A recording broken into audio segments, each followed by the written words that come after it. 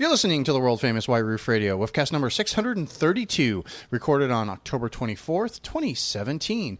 Brought to you by CravenSpeed.com, MotoringBadges.com, and MiniDoMore.com. Mini trailers, bike racks, and trailers. That's MiniDoMore.com.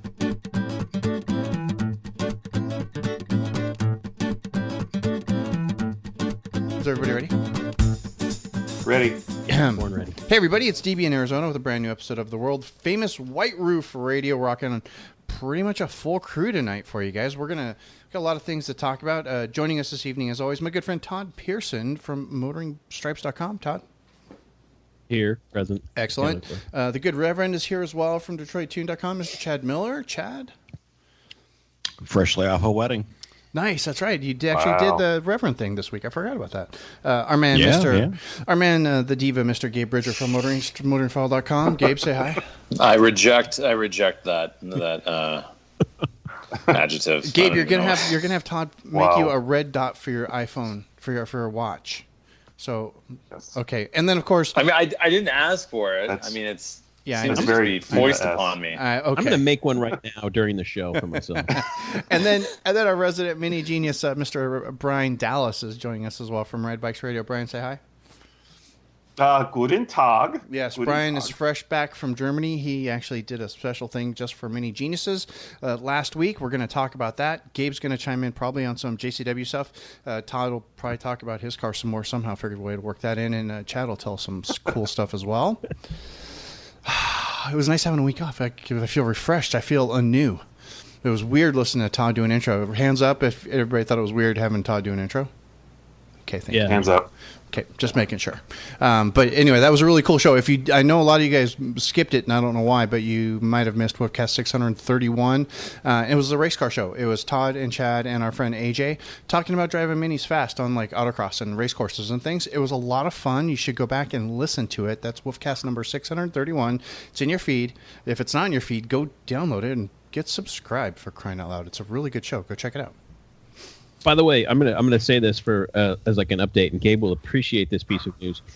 You know, I did the autocross course in a JCW club, right? Right. And there's a picture of it there for Woofcast 631. My friend, mini dealer, Colin, who also has a JCW hardtop.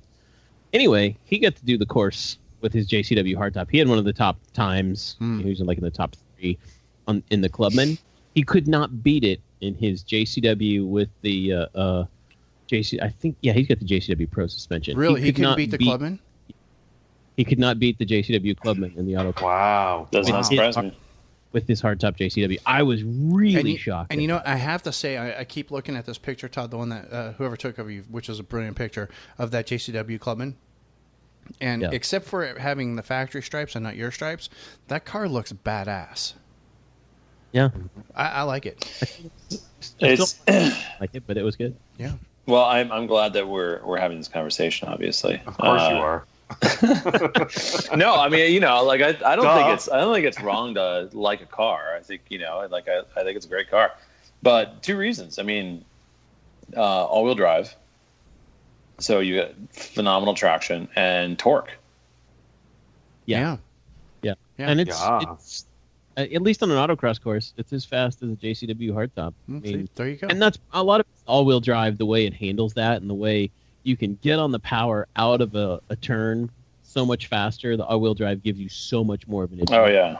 It's crazy. It rained like cats and dogs the past couple of days in Chicago. And I find it's so much fun to just rip the JCW Clubman around corners. Torrential downpours, doesn't matter.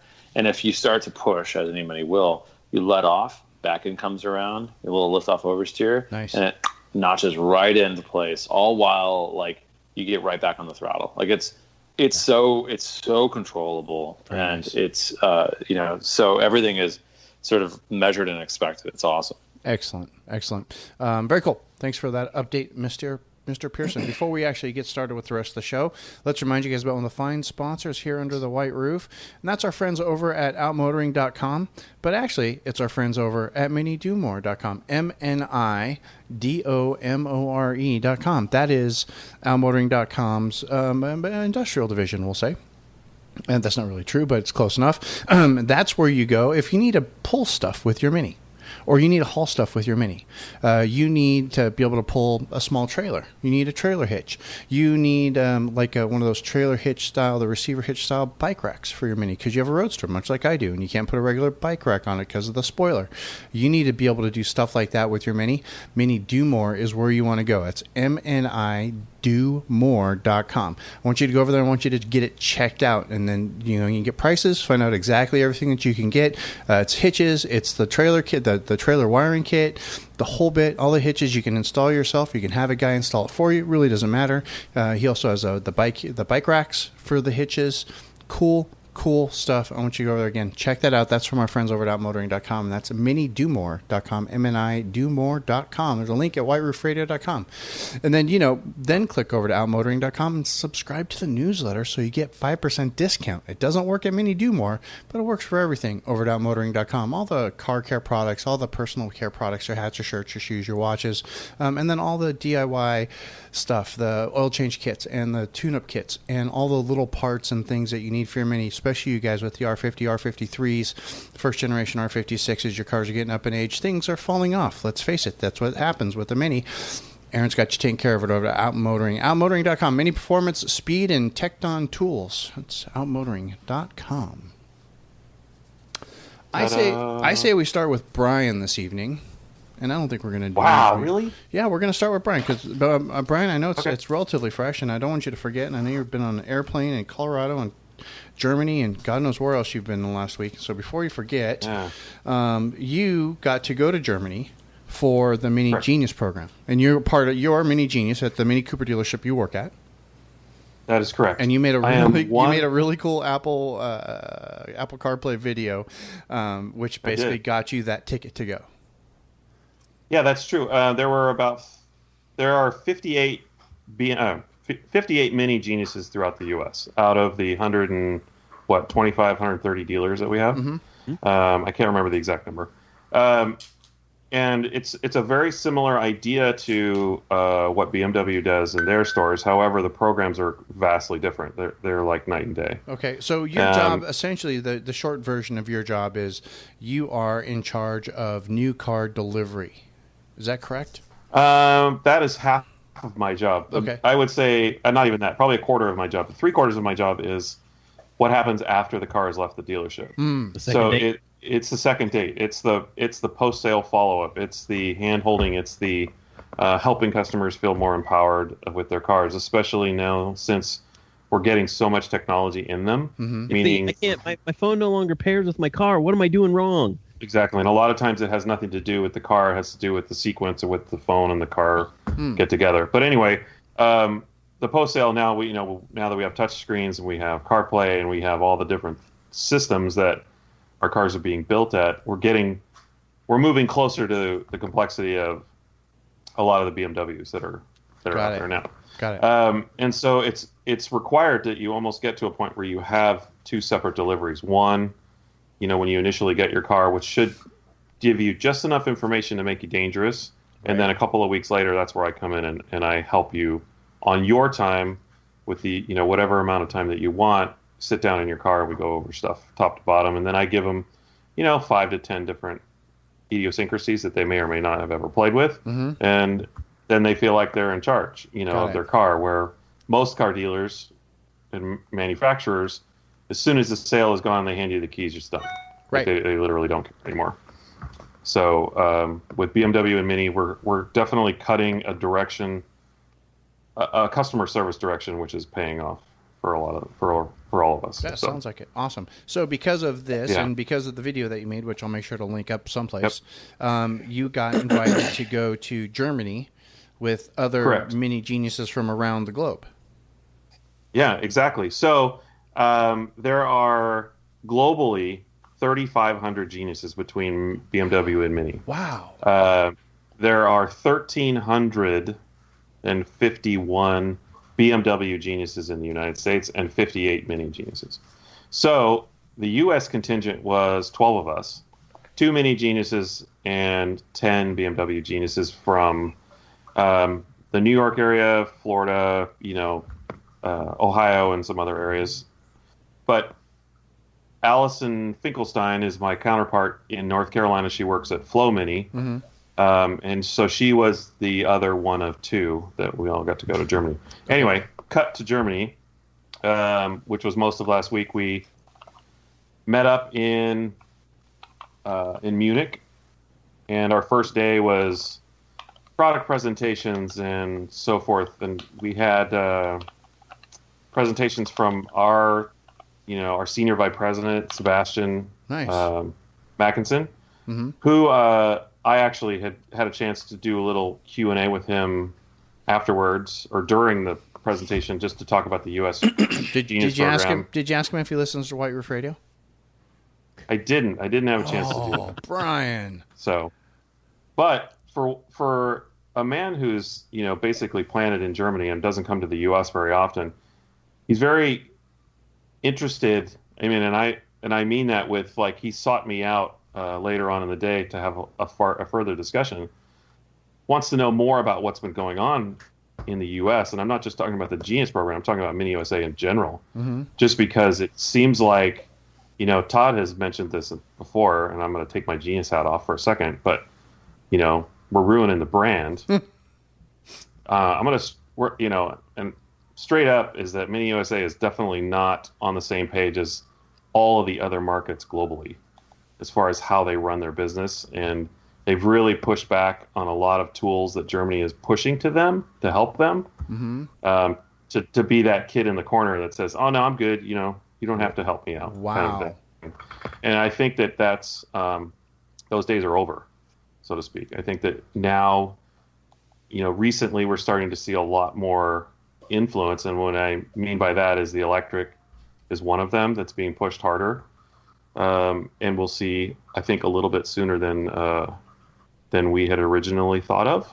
Okay. The LCI cars are probably going to be here a little quicker too. I mean, even though we have a short window for 18 production, meaning that it's going to be over in March instead of in the typical June timeframe, the LCI is going to be a really nice thing. We did have an opportunity to get a sneak peek of an LCI F57 convertible. Nice. That just happened, and I mean by happened, like I'm making air quotes, happened to be in the same place as the new i3s, and then another special car that has been rumored, but we actually got a chance to see and touch for a little bit. Nice. So what you're saying is the LCI is going to be a 19 model year.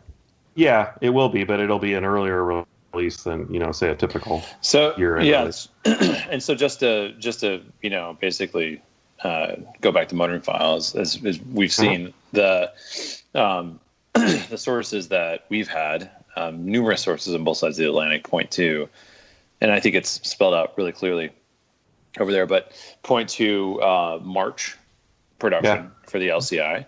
And we're going to see some introduction of the DCT in certain models in November production. Yep.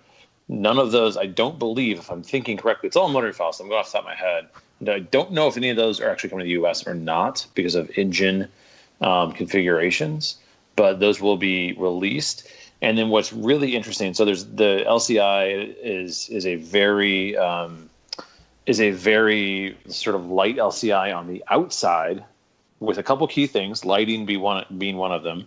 And we can talk about that in detail. Union Jack taillights, the ring now goes 360 through around the entire light, new LEDs. But it's really about the technology underneath and inside that's going to be interesting. Yeah, and I think I would agree. I think what we're going to see out of that production, the November production, will be a launch cars. So we'll see some of those cars will start being fished around, late January, early February, kind of like how the Countryman was. Okay. But, as far as the LCI details are concerned, Gabe is correct. Headlights are a new LED designed headlight with the turn signal being completely the entire ring. Nice. And it's bright.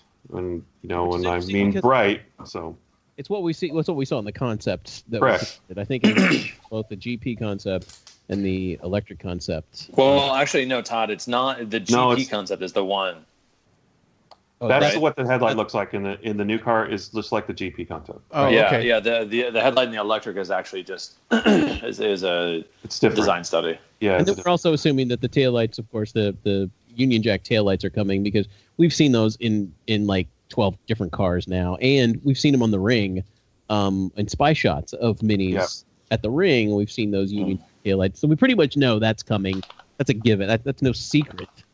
Yeah. No, that's not the secret. That's not the stuff that, I mean, it was great to see that stuff, in live and in person.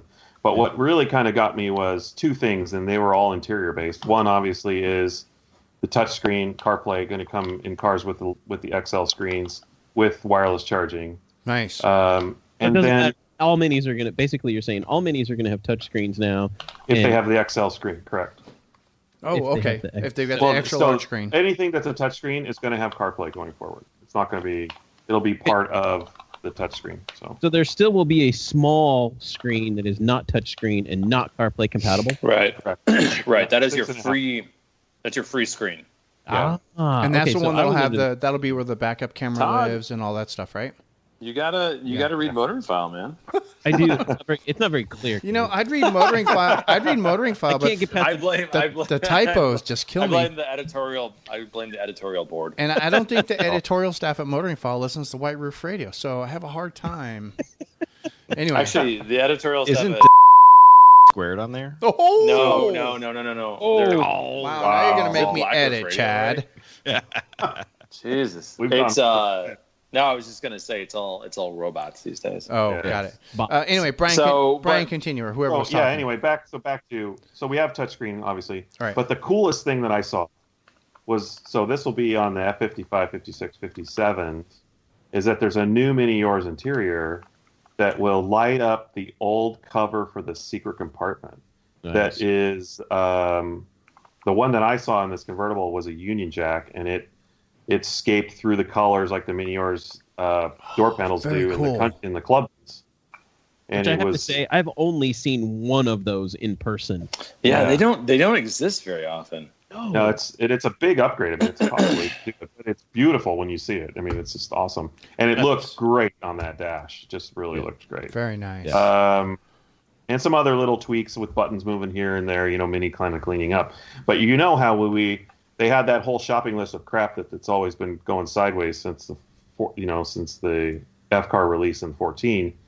That they finally started fixing in the Countryman, meaning automatic wipers and this and that, and fixing buttons and moving the sport button, green button Signals. to a toggle switch. Yeah. Turn signals. And so that stuff, that was a great shift to them. So what's going to happen in the LCI is like two steps above that. So they're just cleaning up the cars and they're making more value for what we're getting, which I think is what it needs to be. It does seem like, as much as I think it's a stupid idea to build cars by consumer response, on one hand, I think the good consumer response kind of weed through it and understand what's necessary is what they're finally starting to do and go. I think one of the number one things in the U.S., one of the number one complaints, was that directional signal stock, and that's why they changed it. Now it's changed on all the models to where it sticks down now. It's back to mechanical like it was in 2002 to 2006 or 7 or whatever. And what we're saying is, No, Todd, as it was from 1908 Yeah. to 2005. Now, I actually prefer the one that's not mechanical, but I know I'm probably in the minority. Yeah. Well, and the other thing too is that it's not just aesthetic thing. It's that some of the coating stuff that has always been sort of a head scratcher for a lot of people is finally starting to open up. We started seeing some cars just over the last maybe 3-4 weeks of 18s that are coming coated. So when you lock the car, hold the button down just a teeny bit longer, the mirrors will fold up. Oh, And that's Nice. As they should.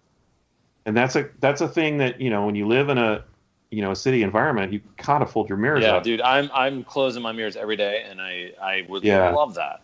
Yeah, and so that's starting to happen now. I just saw, all the X1s are now going to start coming coated like that as well. And it's literally just a switch that's getting flipped in the codes. It's Right. not- Yeah.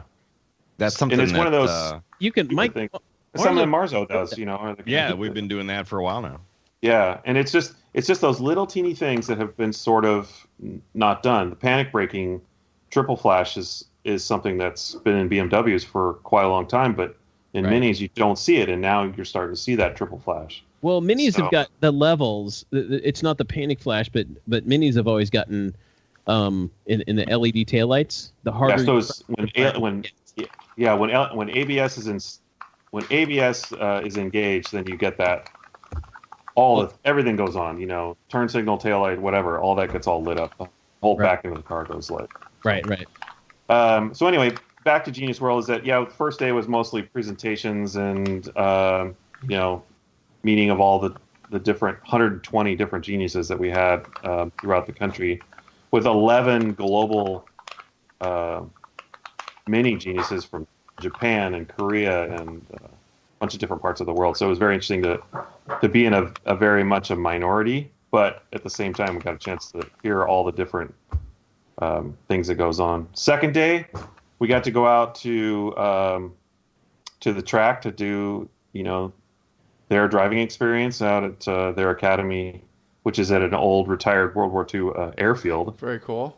And it was very cool. It's interesting is that at the end of the day, had a chance to visit with one of their instructors, and BMW actually is renting the space from the government, which owns the airfield still, and they have plans of buying the entire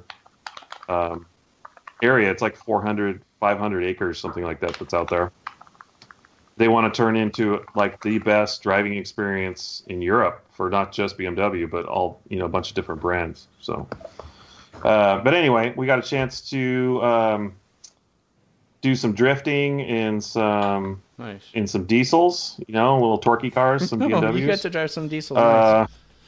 Yeah, we drove. Well, most of the cars that are out there obviously are BMWs. There was a few M4 GTSs out there, lots of M2s, lots of M4s, and then again, a lot of times we're the minority. There were about a dozen or so JCWs.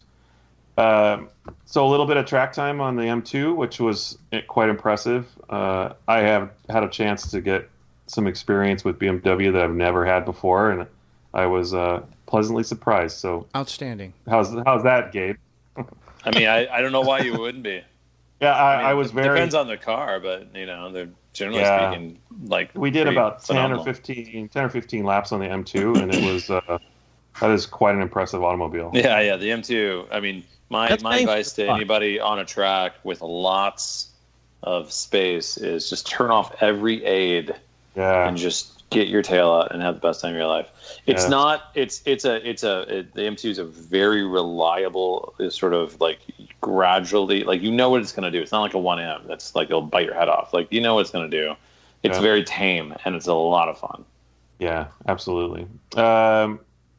So anyway, we had after that we went back, did a little changing of the guard, so to speak, and then we reconvened at BMW's. They have a pavilion in downtown Munich where they hold special events, and they rent it out to different corporate types of things, and it's basically like a very large showcase for their brand, and they have their i8s inside of there and a couple other different cars, and that's where I had an opportunity to meet with Sebastian a little bit more, and we got really into kind of some heated discussions between him and. Was it during this meeting that you mentioned to him, asked him if he listened to White Roof Radio?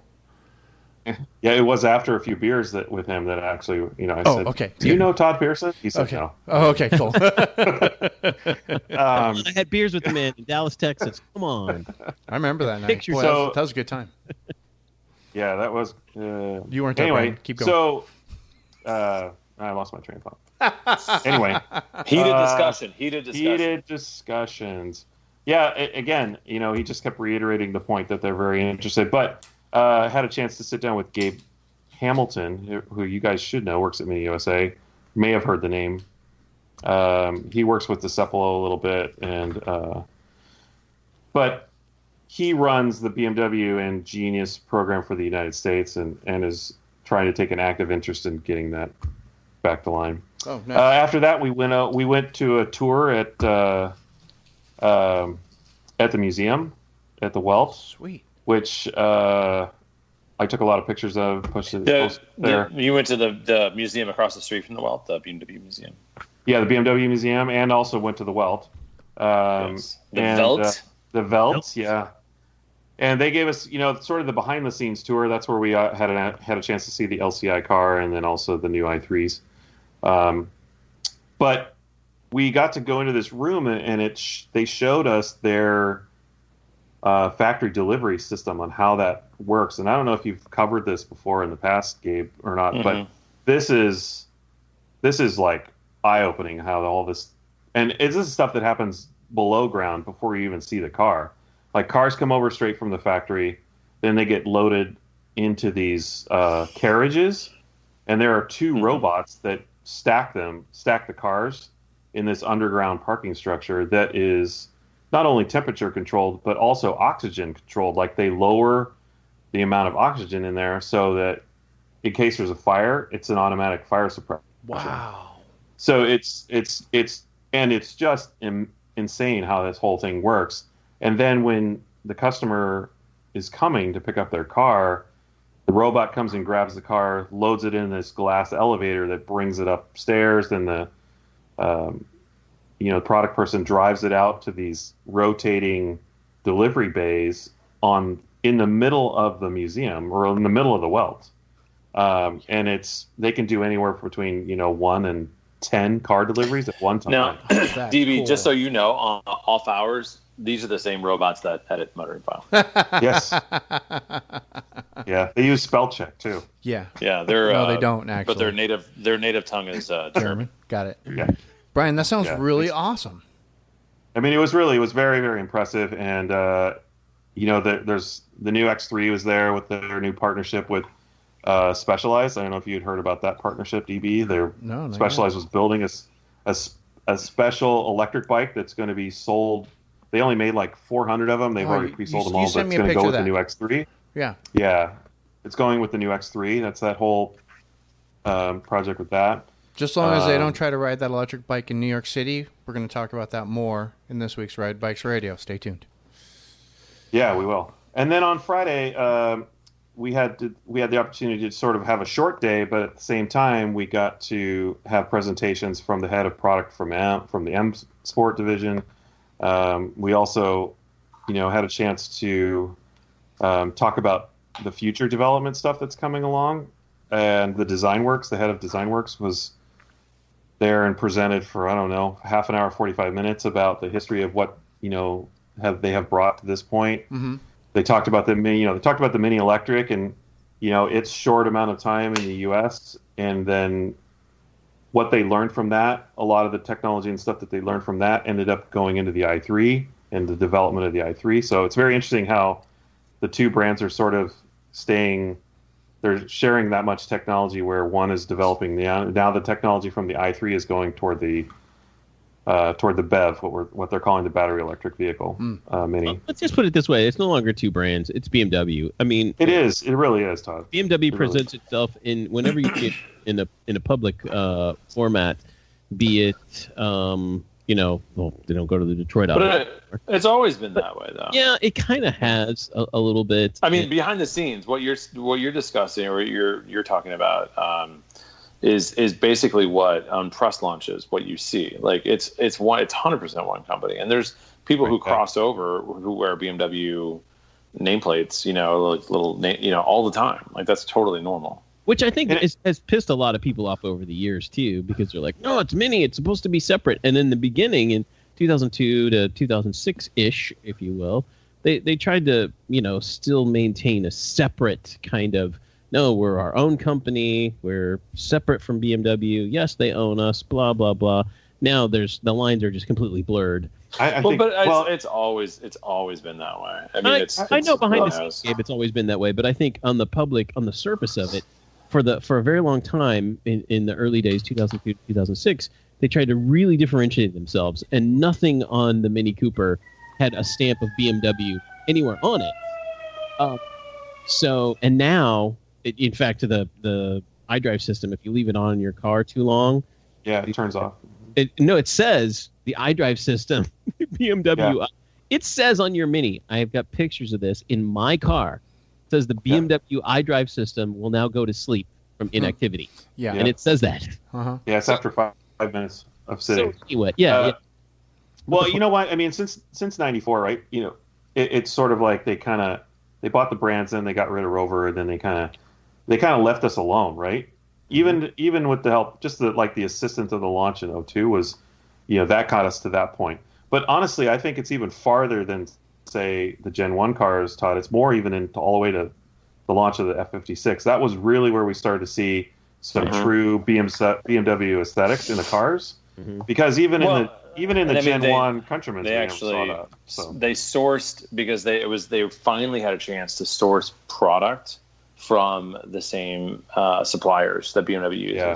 So I would argue, you know, if done correctly, it's a very good thing. I mean, suddenly you've got cars that are dramatically better built. That economy of scale there to get you a company like, say, Volkswagen. The reason why their technology is advanced to the point it is they flirt with number 1, number 2 automaker in the world. Right. The amount of Golfs that they sell. So think about it this way, Todd. I'm just going to build on your point. They can afford a leather quality on their steering wheel for 500,000 Golfs and sell them, you know, for, making this number up, $200, where MINI has, you know, doesn't produce that much, or it was not even 500,000. It's probably $1 million. And so therefore MINI has to charge you $400 for the same quality of leather. It's just, when we say economies of scale, that's what it is. And so suddenly when somebody's like, oh man, I love the Golf, it just feels a little bit better. You know, I get more for my money or whatever. Well, you know, if you're looking at strictly material, you know, and you know, like raw facts, then yeah, you probably do. You know, and you could, of course, that is a slippery slope, because suddenly you end up in a Chevy. But or something else. Here's the thing too with economy of scale too, and this has always been the case in the market, is that you say, yeah, it's cheaper and it does seem nice, but you know what? I just saw 5 of them in the last 2 minutes. Sure, and also there's a true difference in the way those cars drive. I mean, MINI's always said, and they've never said this actually. I'm sorry, they've always sort of between the lines, we can't compete at that, so we're going to make our cars unique and drive differently, which they still do. I know people complain about that, but you get in a GTI, it's a great car, feels way more grown up than a MINI. You know, just it's great, but it's a different vehicle. Mm-hmm. So we're getting down to the point, Brian. I want to know if you had any discussion on this. Basically, like you said, was Sebastian Matheson had you know, kind of quiz you a little bit about what's going on in the U.S. because right now it seems that MINI used to be in a market of its own in the small premium car, and now most small cars offer the same type of things that MINI does. You know, all of the premium factors. So it's kind of a really crowded market in the U.S., which I think is one of the mitigating factors to sales being in the shitter, if you will, in the USA. But what did you guys talk about anything else? We did, and I actually, you know, here's the funny thing is as I'm having this discussion over beers, is that Todd Pearson is in my head, and he's like, you know, I'm hearing the whole marketing. You know, we lost our marketing firm, and now we're gaining another. You know, and I actually brought that point up to him. I said, look, there is just so much disjointedness of what's going on. You know, we've got different branding on different pieces of collateral. You know, half of it in the old style, half of it in the new style, and it's, you know, are we getting any sort of semblance of order? We're 2 years into this CI already, and rebrand, and we're nowhere close to 2 years. No, dude, it's almost 5 years. Almost in. 5 years. Well, I mean, since February the new CI was the list, you know, since we got new logos and that stuff, it's only been a couple of years, right?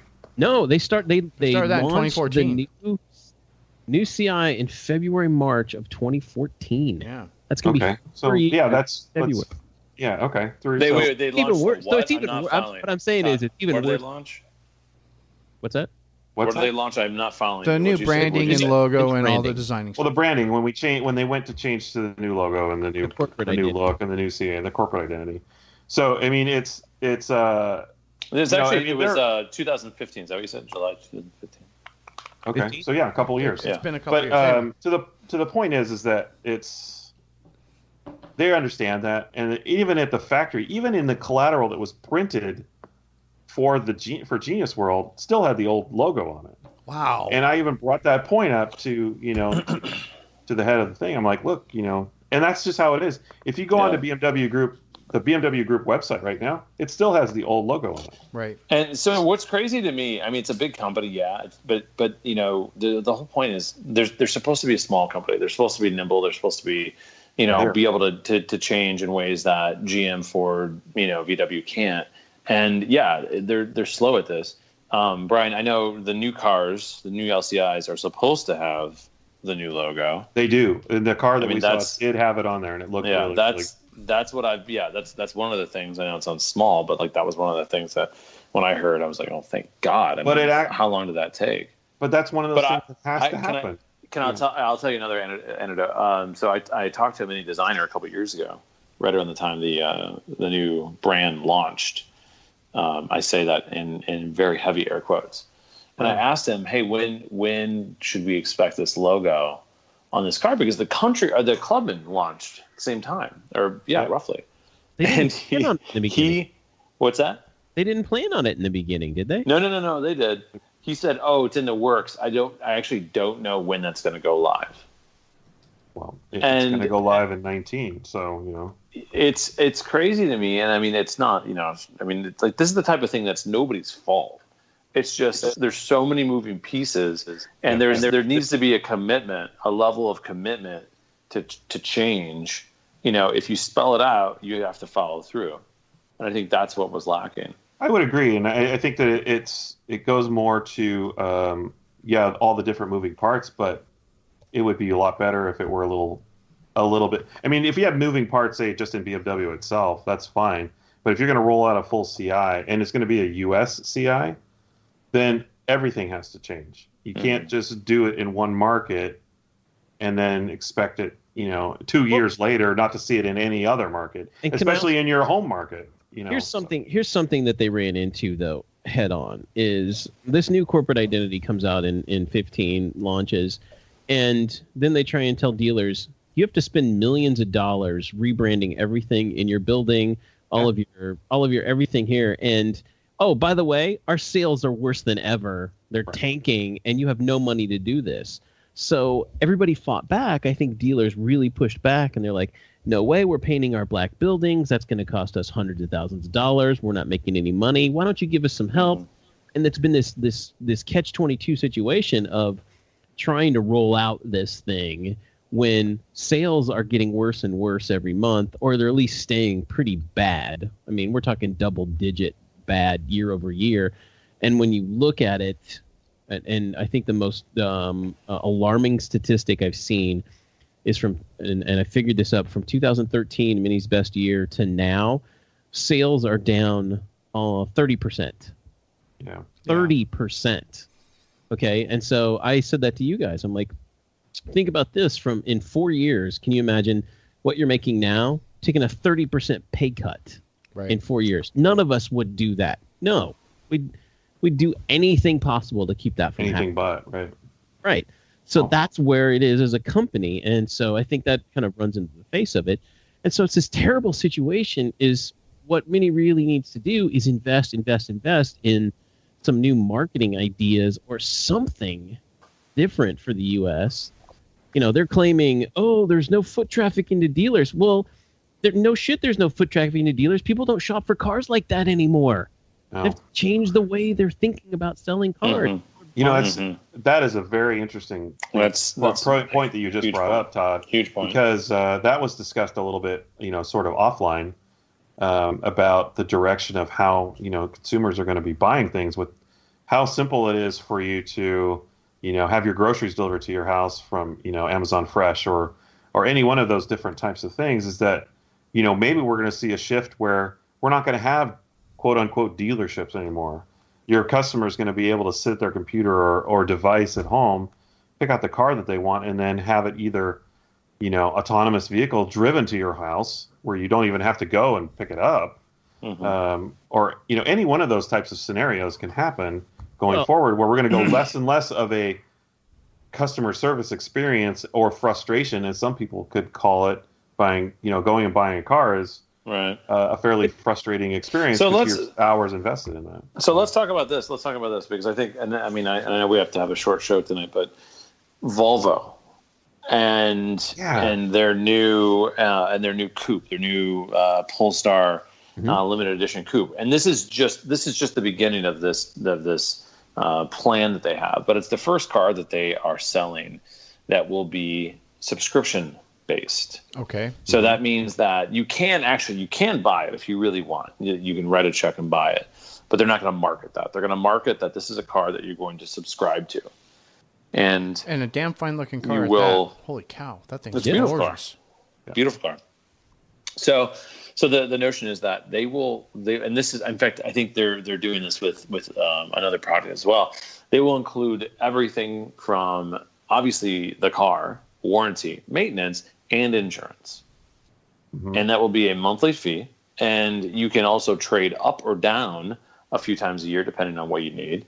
And you get it for, I think, 2 years. And then you just re-up whenever you want. So really, it's taking car sharing, if you will, to the next level of, like, it's more ownership meets car sharing. Yeah, I don't even know if it's car share. Yeah, I think it's It's more like it's not actually. It's like renting not even renting a car at that point. So you're just borrowing a car. It's like Reach Now is with BMW and that kind of stuff. So. Yeah, I think it's actually more easily understood and sort of, like, I don't know, like a palatable thing than car sharing. Yeah. So there's one more point I want to make before I get done talking about this, and it's something that I'm all techie and geeky about this kind of stuff, but there was a presentation about BMW Connected. And that being the next direction on how our cars are going to integrate into our lifestyles, to where you're going to be able to, these cars are going to be fully, and MINI Connected will be part of that. And it's going to be less about that cruddy app that we've all had to deal with. It's going to be more about physically the car will be connected to some external source where maybe you could buy a performance upgrade, and have it enabled in the car for a while, or an hour or 2 hours. That type of stuff was discussed on how the customer can sort of literally not externally transform their car into an extension of them. They'll be able to transform the experience inside of the car as well. We're talking futuristic stuff, but it's still happening. And it's coming down the pipe. They're developing now. It's not futuristic at all because Tesla's doing that kind of shit right now to their car. Yeah, and I think the concept of having an upgrade for a day is pretty interesting, though. Yeah, it's almost like, it's really interesting. BMW Connected 7.0 is being rolled out in November, so that is the first step in how can I just say something? Is going. BMW Connected, the new version of BMW Connected, is really pretty good. The Mini Connected as well is gotten a lot better because it's so simple and pared down now. So it makes sense. They're not trying to throw a bunch of features that you're never going to use. Exactly. They actually are listening and doing stuff. So I use it, and I have to say, like, it's a satisfying thing to use, and once you get the hang of it, I hate that term, but once you do, you don't think twice about it, and it's a nice tool that you could take advantage of. My question is, though, Gabe, is once CarPlay becomes pretty ubiquitous, those of us with iPhones, dude, that's all you're going to. Can I just say something? CarPlay. Thanks. I am the biggest Apple fan in the world. I'm going to get up at 2 a.m. to order a $1 million iPhone in a couple days. Like, trust me, I'm a huge Apple fan. CarPlay is such a piece of beta software. I would not, if it was in my Mini, I would not use it. I have had every BMW I've test drove this year, and I've had a half dozen has had CarPlay, so and I never want to deal with it because it's so finicky. It's poorly implemented, like down to the maps. The 3D of the maps isn't. Gabe, 3D. I think you've used the wrong. You need to rent a Chevy Malibu and use CarPlay in a Chevy Malibu. Or a Kia, or a Volkswagen. I've rented a Malibu. In fact, I had it in a Malibu not long ago that I rented. Yeah, I had it in a Kia. I thought it was cool. It was flawless. It's a piece of shit. Like, there's how many apps are on there? Almost nothing. Like, why do you need a bunch of apps for driving? You need maps and music and messages. You're driving. I need Slack. I need free email programs. I need Google Maps because I cannot stand maps. Yeah, I get that. There's a million things I need. You don't need Slack while you're driving. I don't want to Slack deal. While you're driving. Sure, I do. No, you Read don't. it out to me. Be smart about it. No, it you needs don't to need be. Slack. It needs to be automotive grade, and they need to figure it out. And I'm telling you, so don't even introduce Gabe, it. Gabe, Don't you're- even introduce it if it's not there. Gabe, you're being You're being a it's fussy so child. insane. You're The being a amount fussy of child. time. The amount of time. No, He's I'm right. being a perfectionist. You're being a diva right now. You're The being a amount of diva. time it takes for me to interface with messages is insane. I'll get to a Seriously, you need stoplight. to be I'll do it in 5 Dude, seconds. you need to be driving. No, my car needs to drive for me. Well, Hey, until that So I happens, can. Wow. Gabe, you need to CarPlay- get yourself in like a CarPlay freezer will chamber take for me at like least 10 years, 5 minutes, to and get then wake anything done. up, go hang out with Walt Disney And by the for way, a bit by in the a way, all freezer. the Android people who are slow clapping right now, Android Auto is worse. So there you go. Drop the mic right now. Yeah. There we go. and, Gabe- and it's not coming to BMW or me. Gabe, you want your car to be your personal assistant. No. You want your No, car to I be just Jarvis, want- and that's not possible. No. Here's the deal. I demand well thought through interfaces that work. I demand functionality that suits my needs. Like that means think it works I'm a Diva. consumer. Yeah, Diva. No, a consumer. I You think it guys- works pretty I'm sorry, good. but you guys I get- you need to I get into a car with CarPlay and I say, need "Hey Siri, and when I'm it's hungry." delivering. It's a piece of shit. I get into a car with So anyway. CarPlay and I say, "Hey Siri, I'm hungry." Siri gives me like 5 different choices of restaurants within a 5-mile radius of wherever I'm sitting, and I go, "Oh, let's try this one." DB, and then she drives my you map already and know she what I gets me want. there. You already know what you already know what you want. So you know what you say? And want I just on food. videotape. It's hilarious. You say, "Take me to the closest Taco Bell," and that will be in Lexington, Kentucky. I have done so much Maybe that's CarPlay your testing. closest. Maybe that's I your have done closest so much CarPlay testing, and I have found it to be like not infuriating, actually hilarious. So what's okay. BMW's answer? They put Alexa into every BMW now. I gotta tell you, that's fine. CarPlay. Here's the deal. CarPlay will get better. It will be amazing. It's just right now it's beta. As far as I'm Gabe, anyway, I don't my think whole CarPlay will point- ever meet your Anyway. standards. Yeah, my whole point was basically it doesn't matter what Mini and BMW. It doesn't matter what any car company is putting in, proprietarily speaking, as far as their technology goes. They are out of their league as far as technology. So we've said this for many, many years. Car companies need to stick to making good cars that drive well and function and don't need to be in service every 12 weeks or something broken down. But okay? I don't think that's true. I don't think that's true. I don't think It's- anybody is creating a perfect infotainment system. I don't think Apple is. I don't think Google is. I don't think Tesla is. But that's Nothing because is perfect. That's because they're being held back by all the car companies who won't open up their system to say, "Oh no, this is proprietary. We're only going to allow this." Well, I think that everybody's being held back by anything. So if you know, so I know the people. I literally know the people who have worked on the next generation, 2 next generations of this shit for BMW, and the amount of political bullshit and the amount of systems and technologies and chips and things that they have to integrate and roadmaps they have to consider, it's insane. And what Tesla was able to do, and I think Tesla's experience is not perfect, but it's fascinating, is that they were able to wipe the slate clean and start from fresh.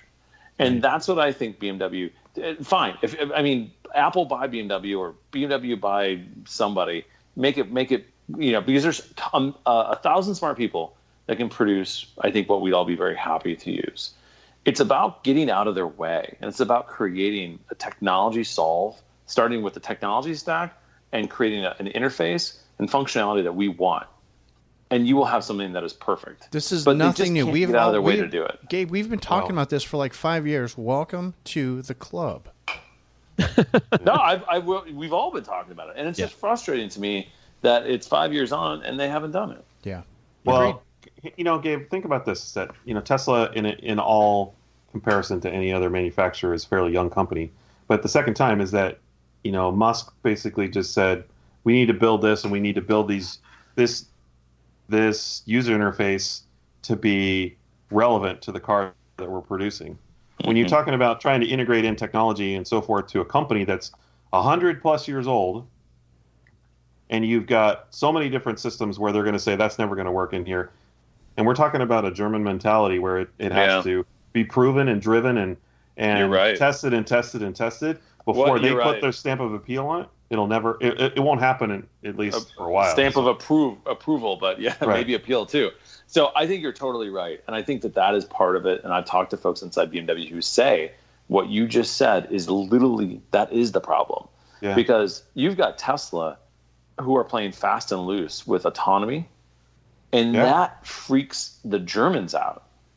And Elon Musk was like, no, people just figure it out. Like, they're accountable for themselves. And meanwhile, everybody's like, oh my God, are you kidding me? There's no lidar in that thing. And they're allowing it to do, autonomy, fifth level autonomy. That's f***ing crazy. Sorry. Yeah. But it's, but I think to me, like, that's a little bit of designed in California, or, you know what I mean? Like, it's that spirit of let's just do it. But it goes beyond that now, because now everybody thinks that they can jump into that same sort of wagon. Dyson, the vacuum company, they're starting to produce cars, and even Uber. To let's be clear, they haven't produced anything. They're just talking about it. They're talking about it. So it's definitely like, no, that's never been a discussion. We were interested in picking up crap off your carpet. Now all of a sudden we want to make a car that goes down the road. Well, they're getting some money from the English government to study it. And I think that it's interesting. I think that I love what's happening, because there needs to be pressure put on companies like BMW, who I believe, and MINI, who I believe are producing great products. I love to drive them. I think they're fantastic. But you know what? Our culture is changing, and there's different needs, and they definitely need to react to that. Well, they need to react quicker, and it needs to be, it needs to have the speed. We can't move at that slow German pace where it takes a decade to, develop a battery up, electric vehicle that works well. So here's the thing. Agreed. It's traditionally big companies like BMW, and it's not just BMW.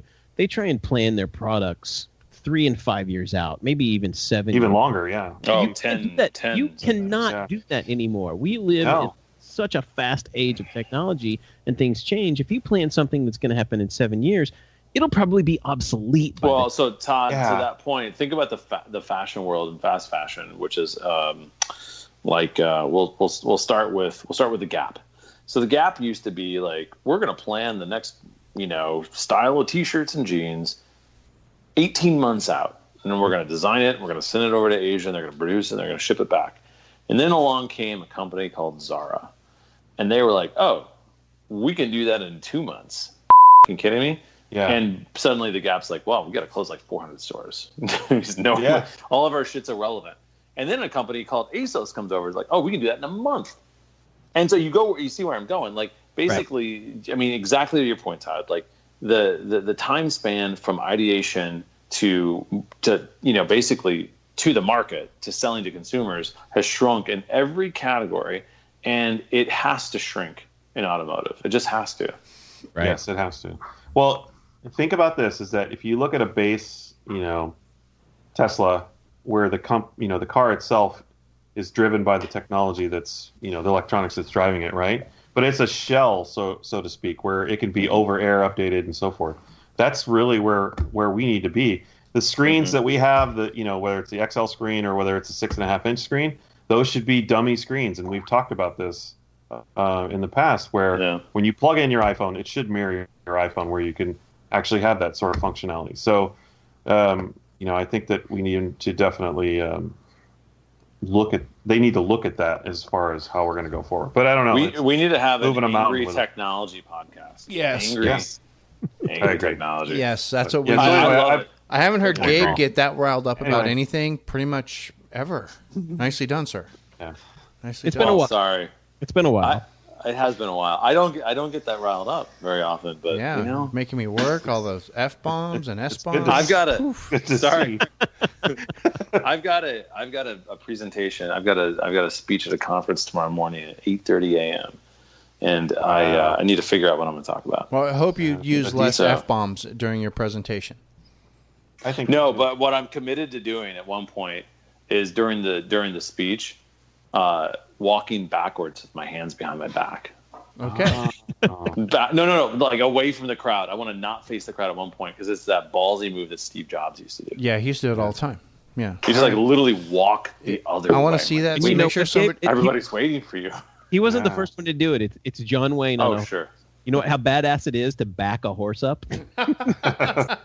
John Wayne did it first. And Todd brings us around with a torch joke to shut us down for the night. Perfect. That's right. Very good. That was a great conversation. Brian, thanks for sharing your experience in Germany. That was very awesome. Thanks for everybody else for joining in. Very, very cool. Chad, thanks for sitting there. Yeah. Feed the dogs. Something. Good grief. Really quick, guys, let's remind you about one of the fine sponsors here underneath the white roof. Our friends over at Cravenspeed, cravenspeed.com. They sell all the cool stuff for pretty much any car that you have in your driveway. It doesn't matter if you have a Mini. It doesn't matter if you have a Volkswagen. You could have a Fiat. You could have a Toyota pickup truck for crying out loud. They have really cool stuff for just about every car you could possibly have or want. But let's stick with Minis. You live in a state that requires a front license plate, but you really don't want to drill into your bumper. Platypus license plate mount is for you. The stubby antenna, you're going to get one of those just so your car doesn't look like it's a remote control toy. If you've got a first or second generation Mini that still has a dipstick and you want to be able to read it and you don't want it to break when you put it in the car, you're going to get the dipstick. If you've got an R53, you're going to get a Cravenspeed pulley when you upgrade your pulley. You're going to get all the things, and you're going to get them from Cravenspeed. And if you don't get them from Cravenspeed when you're over at Detroit Tuned, having Chad or Marzo work on your car, you're going to have Chad or Marzo order them from Cravenspeed. Or if you're out here in Arizona and Jerry's working on your car, he's going to get Cravenspeed parts for you. That's the way it works. You want the Cravenspeed stuff because it's cool, it's awesome, and it's made of 100% unobtainium and unicorn tears. Well, actually, probably Kellen's whiskey tears, but we'll like unicorn tears better. Anyway, Cravenspeed.com. They've been an OG sponsor of White Roof Radio and Motoring Fall forever, too. So they're really cool people. We like them a lot. We know you like them, too. Make sure if you do place an order at Cravenspeed.com, make sure you mention there's a comment form there. Make sure you mention that, thanks for supporting White Roof Radio. We really appreciate that. So do they. They, of course, being our good friends, our buddies, our pals over at Cravenspeed, Cravenspeed.com. Go over and check them out. Please, Todd, I'm happy to see. No, I was going to say I'm happy to hear kind words out of your mouth about the I knew it was going to go back to that. Oh, about the Clubman. Yeah, it's a good handling car. Unfortunately, no one wants to buy it. Well, why would they? It's a wagon. It's the United States. Everybody wants to sit up as high as possible because they're scared. Well, those aren't the exact words that you used in our Slack channel, Gabe, but it's pretty close. Yeah. I'd like to think I stay fairly true. Yeah, you're pretty close. something about lady parts, I think. So. Something. No. Yes, it was. That's exactly what it was. I that was an imposter. It was likely one of the robots. Blame the Russian bots on everything. Okay. The Russian diva. Anyway, with that, I'm going to color us done. If you are a patron, you should have already got this week's edition of Black Roof Radio. If you aren't getting Black Roof Radio and you really want to get it, simple. All you have to do is click over to patreon.com/White Roof Radio. There's a link at whiteroofradio.com. Just click on over there and, whoa, hey, yikes. And we're under attack. Okay. Apparently. Your secretary is out of control. Yes. I think there's wanted to end the show in Detroit. Yeah, something. Anyway, click over to we're back. Click over to the Patreon Club page, and you can get yourself signed up. $1 a show, and you get Black Roof Radio. So that's essentially you get double the episodes. If we make 2 shows a month, you get 2 episodes of Black Roof Radio. It's really cool. Plus anything new and exciting that I can manage to sneak out to you guys that I don't think is usually fitting or will fit in the regular feed of the show. That again, patreon.com/White Roof Radio. Every little bit helps. Thank you so much. And Todd, motoringstripes.com. What's going on over there? I just completed the F60 Countryman rear bumper protection strip. Nice. To protect your bumper from that fold-out picnic shelf. Yeah. So, Sweet. yeah, I already sold every one of my first production run of them. So we've got more material on order coming in, but it's done. It looks fantastic. So we're going to we'll see those on the website pretty soon? Yeah. As soon as I get back from SEMA, I'm going to be gone for a week at SEMA next week. So okay. I don't be, having a whole bunch of orders waiting for me when I get back. So gotcha. they'll go up right after. So for the bumper protection strip, we've got the Clubman, the new Clubman. We've got the R60 Countryman, the previous gen Countryman, and then upcoming is the new Countryman, the F60 Countryman bumper protection strip as well.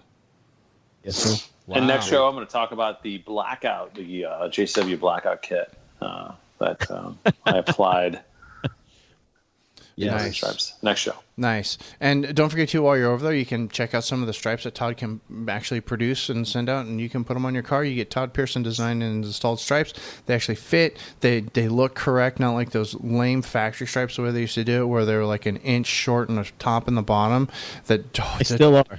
They still are. It just makes me nutty. Todd stripes actually fit, sends you with enough material. Super easy to install. You can do it yourself. And then the bonus is the motoringstripes.com hack, which is to get the White Roof Radio Sunroof Delete Kit. You just click over to the contact form, tell Todd what your Mini you have, what color sunroof you want, or what color you want your sunroof delete kit to be, and he will get that taken care of for a measly $100.